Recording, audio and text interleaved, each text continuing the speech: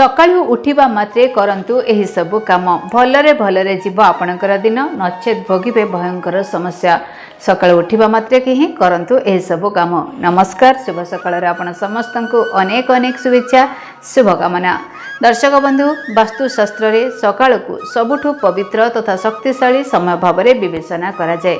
एपरि विश्वास करा जाए जे दिनर आरंभ आपणकर मनोभाव, काम, मन एवं सारा दिनर शक्ति को प्रभावित करिथाए। तेणु सकाळे उठिबा परे किछि अभ्यास ग्रहण करिबा द्वारा घरे सकारात्मकता वृद्धि पाए एवं आपणकर मन सारा दिन हल्का एवं खुशी रहिथाए। वास्तु विशेषज्ञ माने कहती जे एही सरल सकाळर रीति जीवन रे सुख, शांति एवं प्रगति को आनी थाए। ताले आसंतु जानिबा सकाळे उठिबा परे आपण माने कोन करिबा उचित अटे।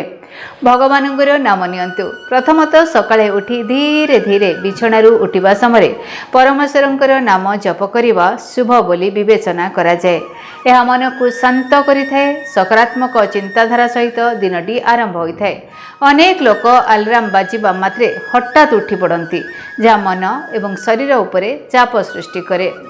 वास्तुशास्त्र परामर्श दिए जे उठिबा परे 2 मिनिट पई चुपचाप बसिकी गभीर निश्वास नेबा द्वारा मन शांत होइथाए। शास्त्र अनुसार हाथपापुली रे ब्रह्मा, विष्णु एवं महेश वास करती। तेणु हाथपापुली को देखि दिन आरंभ कले सौभाग्य वृद्धि हुए। एही सबु मंत्र को करंतु जप। वास्तु अनुसार सकाळे भूमि रे पाद रखिबा पूर्वरु एक गदी बा कपड़ा को छुईबा उचित। हठात ठंडा भूमि रे पाद रखिबा द्वारा शरीरर शक्ति असंतुलित होई पारे। बिछणारू उठिबा परे माता पृथ्वी को स्पर्श करी समुद्रे वासने देवी पर्वत स्तन मंडले विष्णु पत्नी नमस्तुभ्यं पादस्पर्शम क्षमस्य मो एही मंत्रटी को उच्चारण करिबा मध्य शुभ बोली विवेचना करा जाए। गाधोई नियंतु। वास्तुरे सकाळु सकाळु शीघ्र स्नान करिबा एवं सफा पोशाक पिंधिबा मध्य जरूरी बोली विवेचना करा जाए। यह शरीर को सतेज रखिथाए, मन को शक्ति प्रदान करिथाए। तेबे गाधोइबा पूर्व शरीर रे किछि बुंदा सोरिष तेल लगाइबा द्वारा नकारात्मक शक्ति दूर होइथाए। मिठा खांतु। वास्तुशास्त्र कहे जे सकाळर प्रथम खाद्य भाव में मिठा किंबा गोटे छोट गुड़ खाइबा द्वारा दिन सारा काम रे सफलता मिलिथाए। घरर झरका खोलंतु। वास्तुशास्त्र अनुसार आपणक घर को ताजा पवन एवं सूर्यकिरण प्रवेश कराइबा मध्य अत्यंत गुरुत्वपूर्ण।